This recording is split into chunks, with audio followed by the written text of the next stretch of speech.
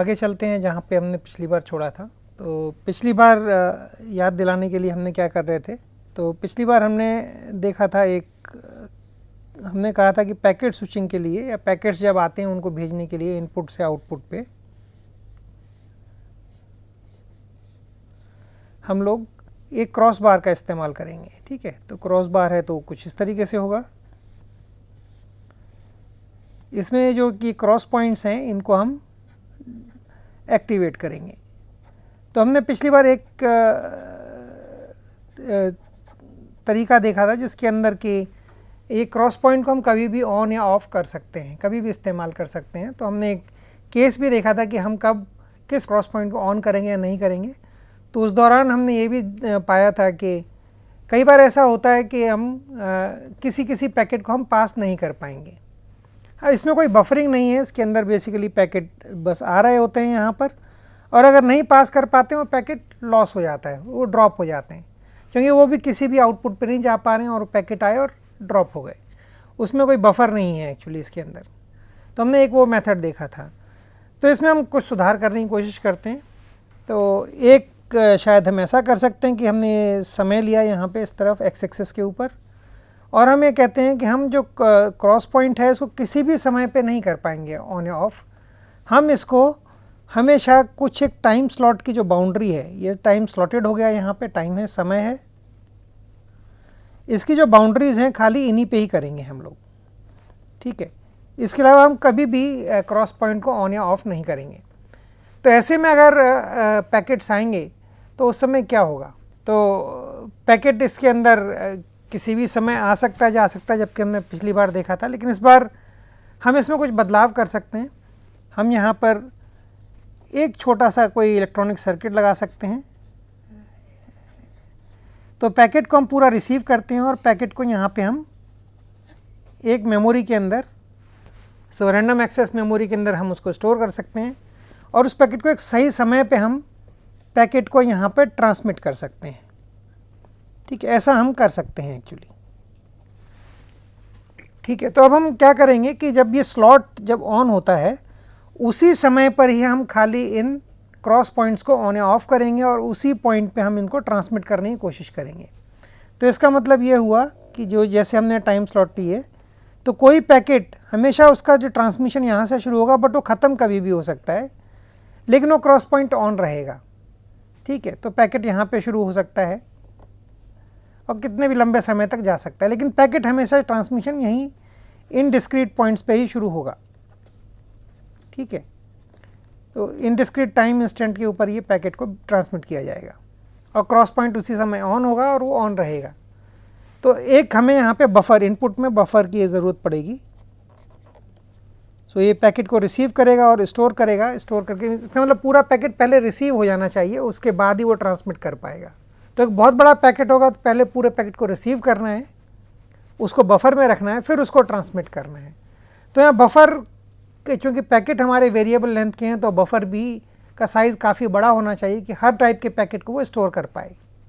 ठीक है, और कई बार वो पैकेट ट्रांसमिट नहीं हो पाएगा, जैसा कि हम देखेंगे अगर सिचुएशन हम लेते हैं तो मैं कुछ ऐसे ही ड्रॉ कर रहा हूँ कि मान लीजिए हम इसी में ड्रॉ करता हूँ, ये है 1 2 3 और 4।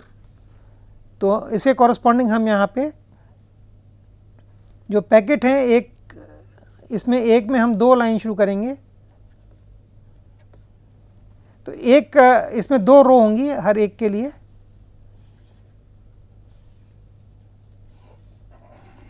ठीक है, और इसको हम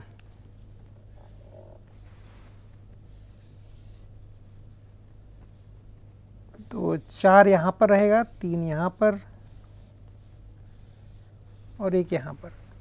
तो पहले हम ऐसे ड्रॉ कर लेते हैं कि मान लीजिए पैकेट आते कैसे हैं और बफरिंग के बाद उनका होगा क्या। तो मान लीजिए कोई पैकेट आ रहा है, तो पैकेट को मैं रैंडमली ड्रॉ कर लेता हूँ। रेड कलर से मैं आने वाले पैकेट्स को ड्रॉ कर रहा हूँ।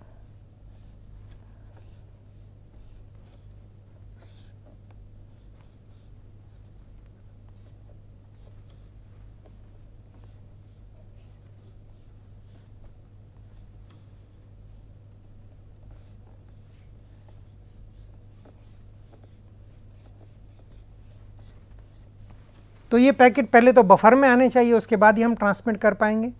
तो पहले जब हम टाइम स्लॉट में देखेंगे, तो अब हम इसको टाइम स्लॉट्स को ड्रॉ कर लेते हैं।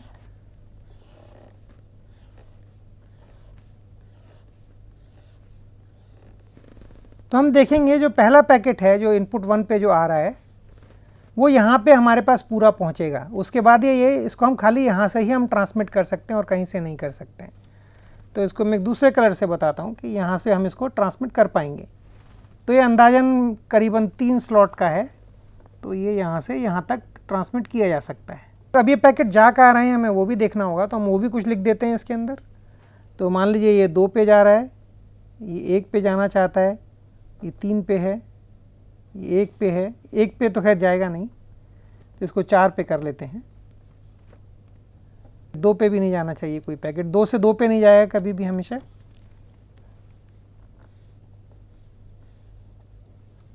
ये मान लीजिए 3 पे गया, ये 1 2 और ये 3 1 2 3, इस तरीके से हमने लिख दिया। तो पहले वाला पैकेट जो है ये 1 पे जाएगा। दूसरा पैकेट भी ये पूरा कंप्लीट रिसीव हुआ, ये भी यहाँ पे ट्रांसमिट किया जाएगा 1 के लिए। ये अंदाजन 2 से थोड़ा सा बड़ा है, तो इसमें कोई कॉन्फ्लिक्ट नहीं है, लेकिन दोनों एक साथ शुरू होंगे। तो पहला क्रॉस पॉइंट यहाँ पे एक्टिवेट होगा। ये वाला पैकेट जो है इसकी ट्रांसमिशन यहाँ से शुरू होनी चाहिए। ऑलरेडी 1 में पैकेट जा रहा है इस समय, अगर आप नोट करेंगे तो ये पैकेट ऑलरेडी 1 में जा रहा है ये वाला। तो जब यहाँ पे हम कोशिश करेंगे पैकेट को भेजने की, ये अंदाजन 2 से थोड़ा सा बड़ा होना चाहिए, ये हम नहीं भेज पाएंगे क्योंकि ऑलरेडी एक पैकेट ये वाला जा रहा है इस समय। तो इसके बाद हम देखते हैं अगले वाले में क्या होगा। 3 वाला पैकेट जो है ये यहाँ से जाना चाहिए, ये अंदाजन 3 से थोड़ा बड़ा है। ये पैकेट जाएगा 3 को, तो 3 को जा सकता है, कोई कॉन्फ्लिक्ट नहीं है। ये वाला पैकेट फेल हो जाएगा।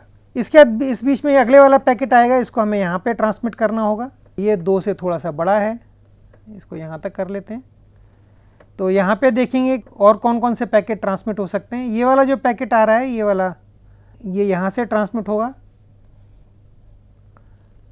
अगर होना होगा तो, और ये वाला अगले स्लॉट से जाएगा।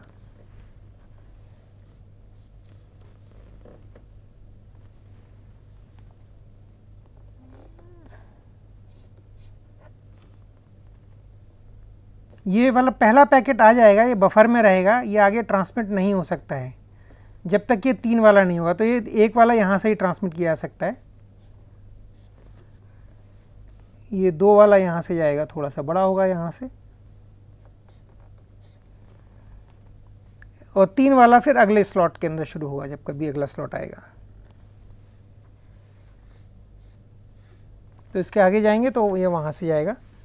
तो इसमें कुछ पैकेट जा पाएंगे, कुछ नहीं जा पाएंगे। बहुत इफेक्टिव टेक्निक नहीं है। दूसरी बात, चूँकि हम बफरिंग करते हैं तो एक पूरे पैकेट ड्यूरेशन का एक डिले इसके अंदर पैदा हो जाता है, ठीक है, और ये बहुत एफिशिएंट सिस्टम भी नहीं है। और इसमें एक फंडामेंटली एक और प्रॉब्लम है कि मान लीजिए मैं चाहता हूँ कि पैकेट जो है मान लीजिए B बिट रेट से यहाँ पर आता है इनपुट में, B बिट रेट से आउटपुट में जाता भी है, बट मैं यहाँ से ट्रांसमिट करते वक्त इसको मैं ज़्यादा स्पीड से ट्रांसमिट कर सकता हूँ, जिससे कि ये बहुत पैकेट बहुत जल्दी दूसरे आउटपुट पे आ जाए, और यहाँ पे मैं इसको बफर कर सकता हूँ और फिर नॉर्मल स्पीड से इसको ट्रांसमिट कर सकता हूँ। इसको हम कहते हैं स्पीड अप फैक्टर।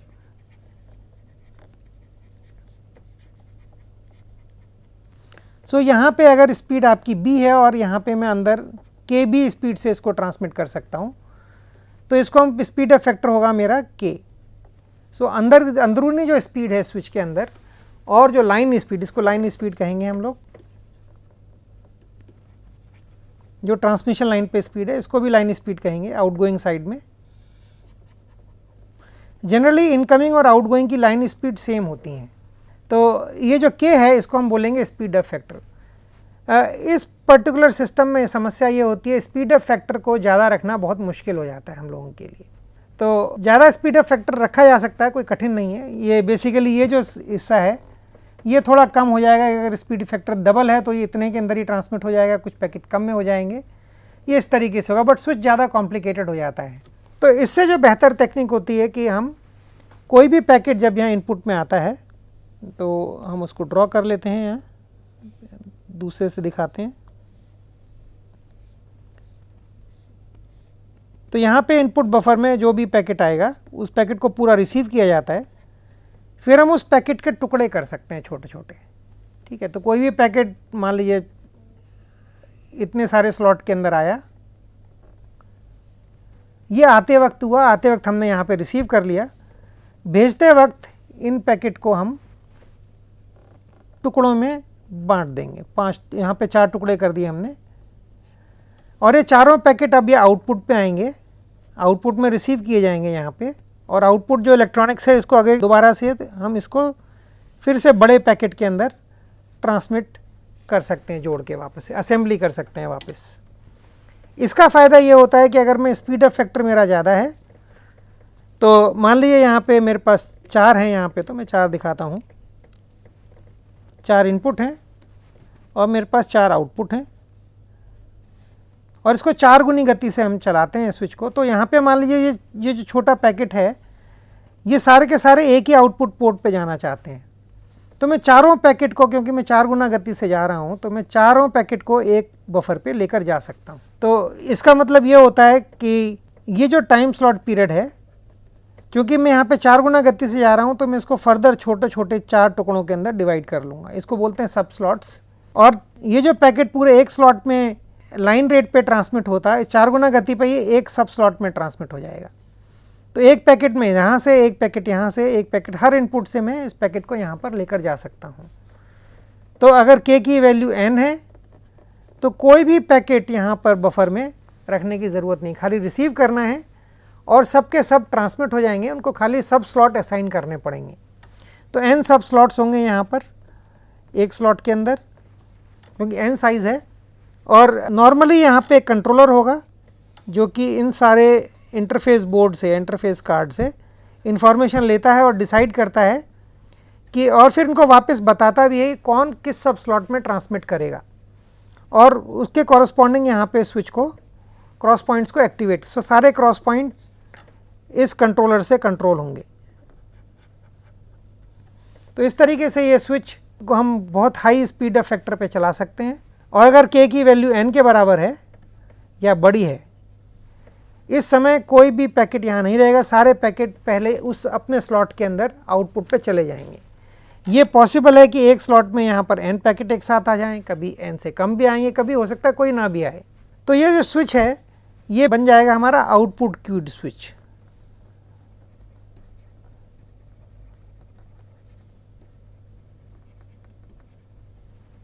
ठीक है, इसमें खाली आउटपुट के अंदर क्यू हमें चाहिए होता है। तो फिर ये पैकेट एक एक करके फिर ट्रांसमिट किए जाएंगे। तो मान लीजिए चारों पैकेट इधर आ भी गए, बट वो एक स्लॉट में ट्रांसमिट नहीं हो पाएंगे। तो नॉर्मली जिस रेट से आपका इनकमिंग है उसी रेट से आउटगोइंग है, तो बीच बीच में कभी कभी ये बफर आगे पीछे हो जाएगा। तो हम इस पैकेट को एनालाइज करने की कोशिश करेंगे, इस आउटपुट क्यूड स्विच को। तो अभी तक हमने क्या समझा कि स्पीड ऑफ फैक्टर क्या है, और जो बेहतर टेक्निक है कि हम स्विच को फ्रेगमेंट कर लें यहाँ पर, और उन फ्रेगमेंट्स को स्लॉट के साइज़ के बराबर का बनाएं, जिससे कि हम हायर स्पीड ऑफ फैक्टर पे स्विच को ज़्यादा इफेक्टिवली ऑपरेट कर सकें। और सारे के सारे अगर k की वैल्यू, स्पीड ऑफ फैक्टर की वैल्यू n या उससे बड़ी है, तो यह switch fully output cued switch होगा। आउटपुट के ऊपर ही खाली क्यू में पैकेट्स स्टोर किए जाएंगे, इनपुट पे कोई पैकेट जो आएगा उसी स्लॉट में चला भी जाएगा। तो बफर खाली सिंक्रोनाइजेशन के लिए यूज़ होगा, क्योंकि सारे पैकेट एक साथ ट्रांसमिट किए जाएंगे सारे इनकमिंग इनपुट बफर से। अगर मान लीजिए k की वैल्यू n के बराबर नहीं है तो क्या होगा, या k की वैल्यू 1 है तो क्या होगा, तो हमारा स्विच बनेगा इनपुट क्यूड स्विच। तो अभी हम आउटपुट क्यू स्विच की एनालिसिस करेंगे। तो मैं पहले इनपुट क्यू स्विच के बारे में बता देता हूँ। तो ये क्रॉस बार है, यहाँ पे मेरे पास इलेक्ट्रॉनिक्स है जिसमें बफर है, इंटरफेस बोर्ड बोलते हैं हम इसको।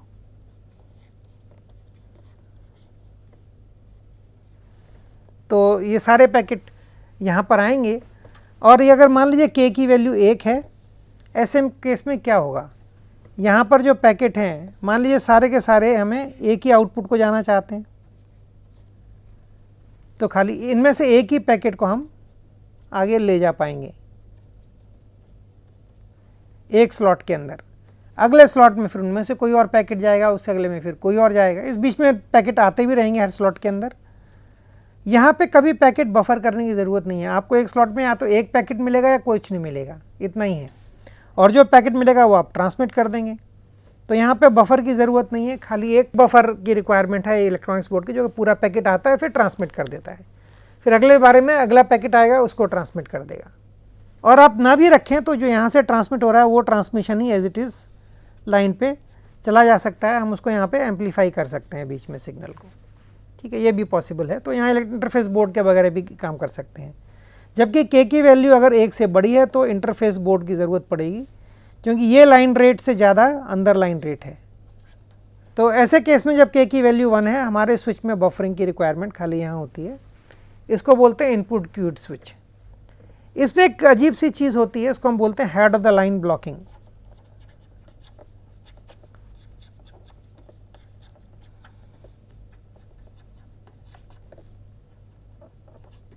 सो HOL ब्लॉकिंग बोलते हैं, हेड ऑफ द लाइन।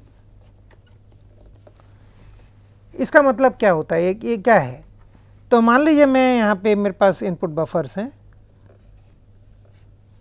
और मेरे पास पैकेट्स भी हैं, तो इनको मैंने स्विच के अंदर से पास किया और ये आउटपुट में गए। मैं यहाँ लाइन ड्रॉ कर देता हूँ इनपुट पोर्ट दिखाने के लिए, ये आउटपुट है।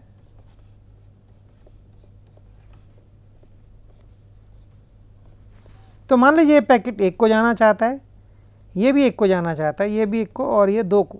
तो इस स्लॉट में कुछ भी इसमें मेरे को ट्रांसमिट करना है एक स्लॉट में, जब ये स्विच की कंडीशन है तो उस समय क्या होगा, ये मेरा पोर्ट 1 है, ये 2, 3 और 4। तो 3 इसमें से जाना चाहता है, इनमें से एक ही जा पाएगा, के की वैल्यू 1 है head of the line blocking के लिए। एक पैकेट यहाँ चला जाएगा और वो ट्रांसमिट भी हो जाएगा, तो एक पैकेट यहाँ से गायब हो जाता है। ये बाकी 2 नहीं जा पाएंगे क्योंकि ये कॉन्फ्लिक्ट में थे, एक ही जा सकता था, तो ये 2 वहीं रहेंगे। और ये 2 नंबर है, ये भी यहाँ से 2 नंबर भी यहाँ से चला जाएगा, ठीक है, तो ये पैकेट भी खाली हो जाएगा। तो सिचुएशन ये हो जाएगी। तो लेकिन इस बीच में पैकेट आ भी रहे हैं, तो अगली बार में कोई पैकेट आ सकता है। मान लीजिए पैकेट आता है इस तरीके से,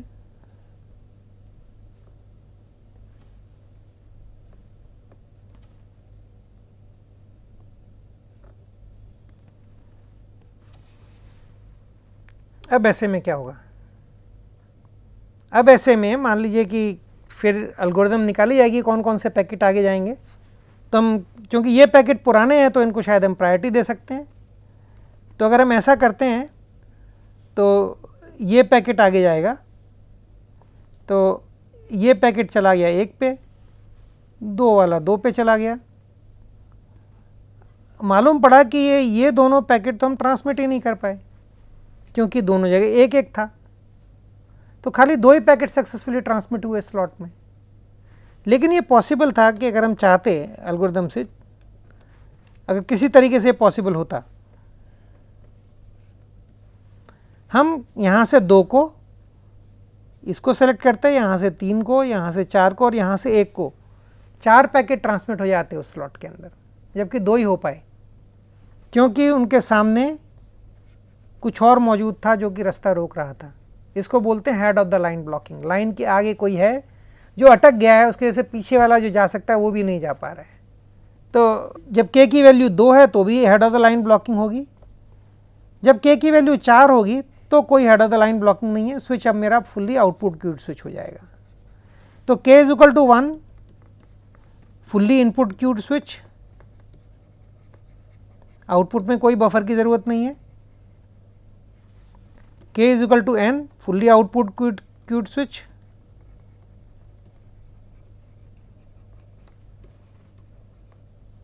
इनपुट में खाली एक पैकेट को रखने के लिए आपको जगह चाहिए। k की वैल्यू अगर 1 से बड़ी है और n से छोटी है तो ये बीच की अवस्था है, बीच की सिचुएशन है। तो हमें इनपुट क्यू भी चाहिए और आउटपुट क्यू भी चाहिए और कुछ head of the line blocking भी रहेगी इसके अंदर, ये भी इसके अंदर मेंटेन होगी। तो देखेंगे इसकी वजह से हमारा ट्रैफिक लॉस होता है। मतलब अगर हम ऐसा मान लें कि पैकेट हमेशा अवेलेबल है कि जब भी कोई ऐसा स्लॉट नहीं हुआ कि हेड ऑफ द लाइन के ऊपर कोई पैकेट ना हो, पैकेट ट्रांसमिट होता है, पीछे एक पैकेट है आगे जाने के लिए, इतना बफर ऑक्यूपाइड है, तो उसको बोलते हैं सैचुरेशन कंडीशन। तो मैक्सिमम थ्रूपुट हमें उस समय निकलेगी इस इनपुट क्यूब में, हम इसको एनालाइज करेंगे। तो इस लेक्चर में हमने एक्चुअली देखा किस तरीके से हमें यूनिफॉर्म पैकेट लेंथ की ज़रूरत है। वेरिएबल पैकेट लेंथ स्विच के ऑपरेशन के लिए ठीक नहीं है, और क्या head of the line blocking क्या होती है, स्पीड अप फैक्टर क्या होता है। तो इस अगले लेक्चर में हम देखेंगे किस तरीके से हम एक आउटपुट क्यूड स्विच को एनालाइज करते हैं, उसकी परफॉर्मेंस क्या होती है। ठीक है, मतलब k = n, speed up factor maximum है, इनपुट में कोई पैकेट नहीं रुकेगा, सारे आउटपुट में जाएंगे। अब उनकी परफॉर्मेंस क्या होगी उसको देखेंगे अगले वाले लेक्चर में।